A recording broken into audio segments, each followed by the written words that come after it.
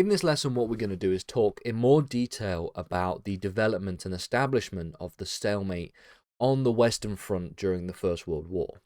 So far, we've talked about the Schlieffen Plan, we've talked about the halting of the German advance at the Battle of the Marne, and the fact that the British and French forces were able to counterattack such that the German forces were forced to withdraw to the River Ain.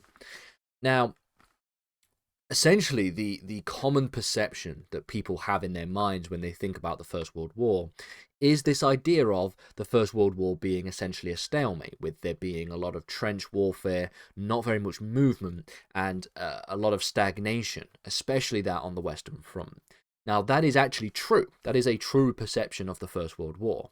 However, it's not a perception that really necessarily fits with the earlier understanding of the First World War, the sort of early months of the First World War, because that was a conflict of movement. There was a lot of movement pushing through Belgium into France and then pushing back to the River Ain. And so, therefore, we need to get to this point of how did we go from this relatively fast-paced, relatively quick-moving conflict with the First World War to the stalemate that it would eventually become, and it would remain for the majority of the conflict. So the first 2 or 3 months of the First World War would solidify the condition of the conflict for the next few years. So even though it began as a very quick pace and there was a lot of movement going on in the First World War, it would slow down significantly. Essentially, beginning with relative amounts of mobility, the First World War would devolve into a major stalemate. Now, essentially what we're going to do in the next few lessons is talk about this stalemate in a little bit more detail, focusing on how the stalemate was established, what life was like as a soldier and as an individual living on the Western Front in the trench system, and really how this trench system worked from the perspective of military history. What were the military reasons for having a trench system in warfare? What were the defensive capabilities of the trenches, and what were the offensive capabilities of the trench system? So essentially, we know that the German invasion of Belgium to try and push through to France began in August of 1914. By the time we get to November of 1914, the stalemate had begun. And essentially, we see that the beginning of November 1914, or at least by November 1914, there was incredible losses on both the part of the French forces and also the British Expeditionary Force. One example of this is the fact that in just 10 weeks, the French had lost up to 1 million soldiers. So a huge amount of loss in the early period of the First World War. That is one of the main takeaways from this sort of early 1914 period of the First World War, just how bad the French lost in a number of these different instances, nearly over 100,000 troops a week. So November 1914 was the period where we start to see stalemate essentially sit in, and it would not end until 1918. Essentially, this stalemate wouldn't end until the end of the First World War itself. So, despite the fact that stalemate had already set in by November 1914, there were attempts on the part of the British forces to try and break the stalemate, but both of these failed and led to heavy losses. So in places specifically such as Artois and also in the Champagne region, there were attempts on the part of the French forces to break the stalemate. Both failed and both led to further heavy losses, adding to this 1 million death toll in the first 10 weeks. So what was now the case was the Western Front was a series of trench systems, and these essentially stretched from the Alps in the east all the way to the sea, so almost cutting across the entirety of Europe, or at least within the French part of Europe, from the center of Europe all the way up to the point at the sea in northern France. And so the trench system was incredibly vast and complex, as you can imagine. Essentially, how it operated was there were layers of trenches that existed on each of the fronts. Along each line, there were frontline trenches. These were obviously where we see the trenches stretch out, looking out towards no man's land. And these were supported by stronger reserve trenches that were further back. And the aim was to have a strong defense against attacking forces.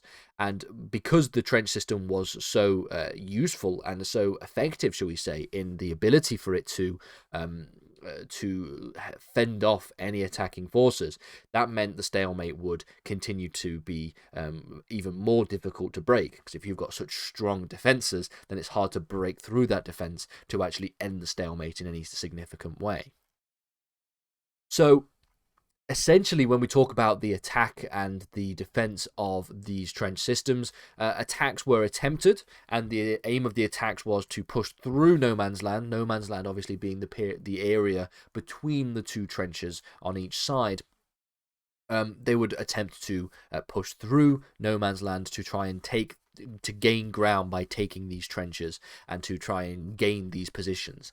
So it was an incredibly costly and it was an incredibly slow process of trying to gain ground, and ultimately, subsequently, probably losing ground more so at times as well.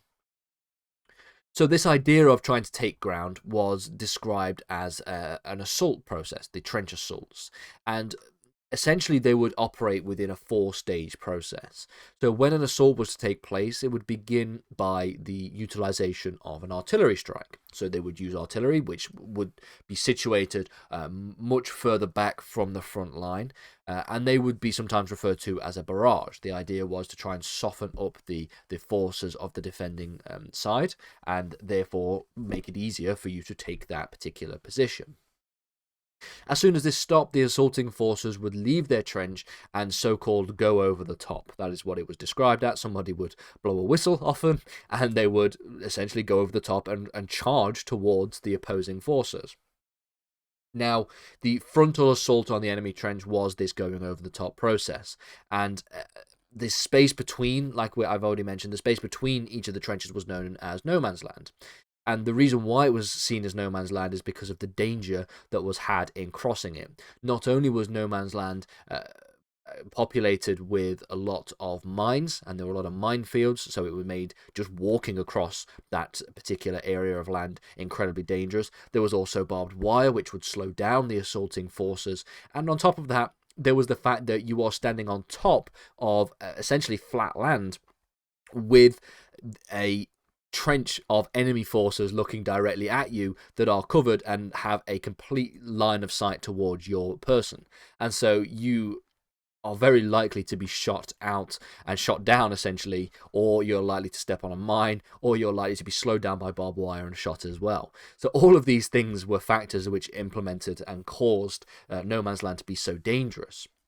The defending trench would have the defensive advantage, considering that they were lower down and they had a lot of coverage, and they would often be able to just cut down the attacking forces with machine gun fire. If you just were to fire enough machine gun ammunition at the enemy forces, you would be able to quite easily take out as many as humanly possible.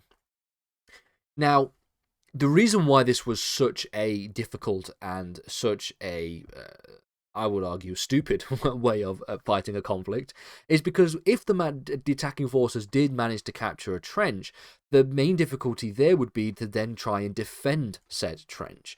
And most of the time, the forces that went in and assaulted and took a trench would actually end up losing that position anyway. They would end up having to be forced back to the original trench in which they had begun. Hence why we have such a stalemate, and hence why very little movement takes place in the next 4 years on the Western Front. There are periods of time where there are major battles that really push forces forward and backwards and actually make a significant difference, but considering that 4 years is about to pass, or at least 3 years is about to pass during the First World War, very little movement takes place on the Western Front.